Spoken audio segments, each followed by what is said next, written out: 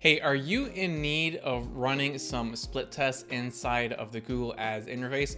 Well, luckily, Google has a fantastic tool to make this very easy, and I'm gonna walk you through step by step how to do it and run a split test in your account. What's up, everybody? Alvaro here from Alvaro Barrios Digital, and today we're talking about testing. And testing is how you find ultimate success, right? You cannot just rely on one ad or one page, whatever it might be. You do have to test your way to success. And if you are running Google Ads, good news, they have a very easy and useful tool that I use all the time in order to run split tests. When I compare it to Facebook ads, for example, they have their own split test tools. I am not a fan of those. And so I run split tests a very different way inside of Facebook's. But for Google, I actually do really like their split test tool. It's very user friendly. It's going to give you very accurate results, and it's just going to simplify the whole process for you. And the best thing is that you can use it for all sorts of split tests, right? If you want to test different styles of copy in your ads, if you want to test different landing pages, if you want to test different videos,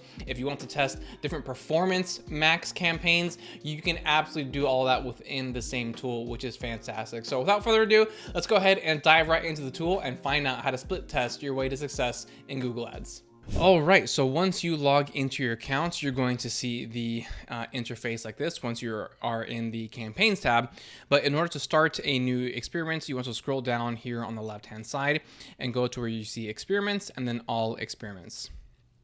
Now, if you've run experiments in the past, you will see them all right here. As you can see, I do use this tool heavily because I find it to be very useful. However, if you have not yet run any experiments, you're just going to see a blank screen right here. But regardless, in order to start a new experiment, go ahead and click on the plus sign right here.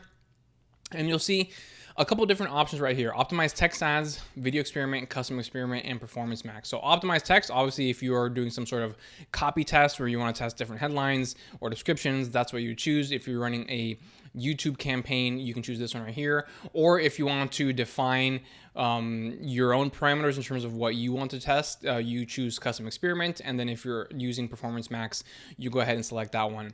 Now, personally, I actually always go with custom experiment.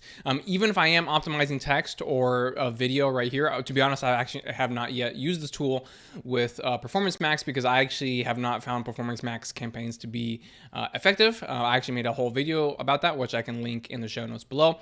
But for text ads and video experiments, I still go with the custom experiment option simply because the interface, for whatever reason, does change based upon the type of test that you choose.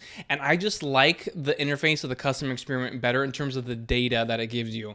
When you're choosing this one or this one, it's actually kind of hard to tell the results in comparison to your base campaign. But the way the interface is laid out for the custom experiment, I just find it to be a lot more useful that way. So regardless of what I'm doing, I actually like to click on custom experiment. But this time, actually, regardless, I do have to click this because I am testing a different landing page. As you can see here, there's no landing page option, so I'd have to choose this one either way. So this is going to be a search campaign, but obviously if you're doing display, you can go ahead and click on that right there. Now I'm going to click continue. So I am going to call this LP test 2 April. Now I'm calling it test number 2 because I actually earlier this month already ran a landing page test. So this is just the second one that I'm doing right here. If you want, you can add a description right here as well. I tend to leave that blank simply because my names are descriptive enough for me to know what's going on, but just want to let you know that that option is there and available for you. So then next you want to choose the campaign, the base campaign that you're going to be experimenting with. So in this case, I am going to select this campaign right here. And then it shows me what the name of the test campaign will be, which is just the name of the original campaign plus the part that I added in up here. So I'm going to go ahead and click save and continue. Okay, there we go.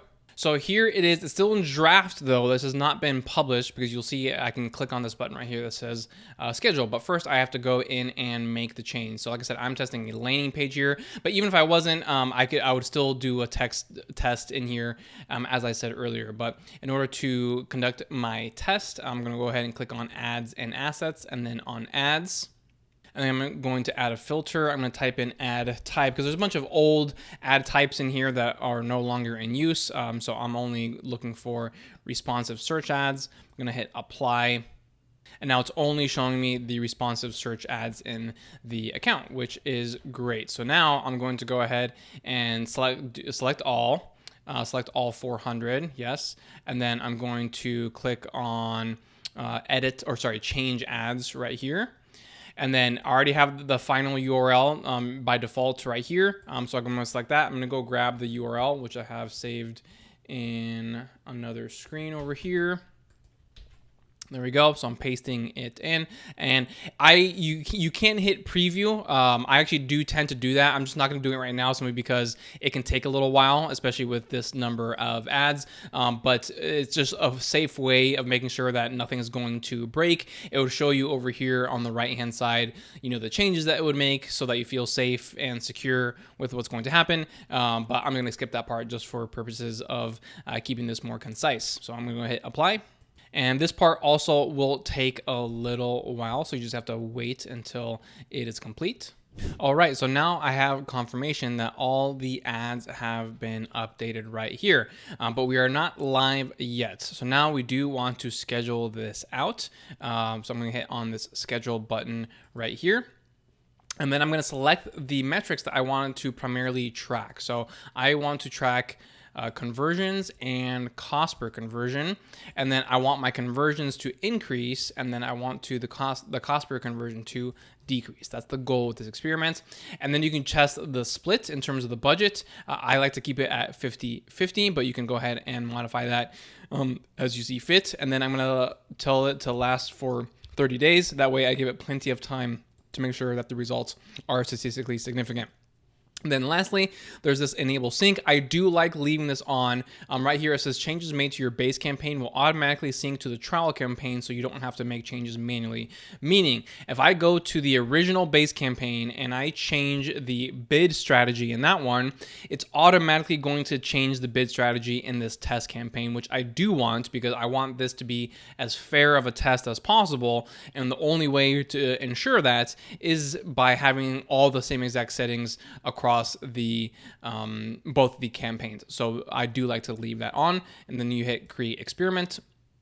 And there we go. So this is also where you would go in order to see the results, right? If you're starting here on the campaign side, remember we go to experiments and then all experiments, and then you choose on your selected experiment. So this obviously is not live yet because I literally just created it. But here is where I would see the results. So it would tell me the number of conversions and the cost per conversion. And below that, it would tell me the percentage change, whether it's an increase or decrease in comparison to the base campaign. So it makes the data extremely clear and very easy to interpret.